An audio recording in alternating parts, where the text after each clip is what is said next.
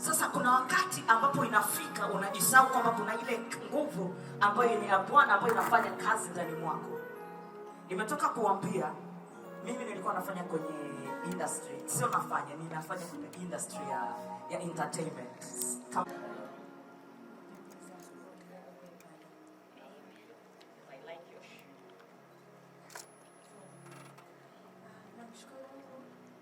Kwa neema na upendo wake. Kufika hapa sio jambo rahisi, sio jambo jepesi.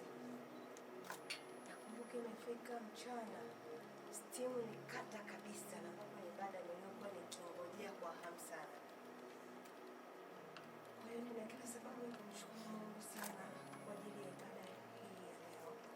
Lakini nimesimama hapa nikimshukuru Mungu kwa ajili ya Mr. T na Rafa. Kuna namna anayokuwa anaipitia, lakini Mungu amekuwa mwema sana kwenye familia yake na majukumu mengine. Maombi yake makubwa sana kwenu watu wa Mungu. Anaomba muombe sana. Kuna anayopitia, lakini sisi wana wa Mungu tunashinda.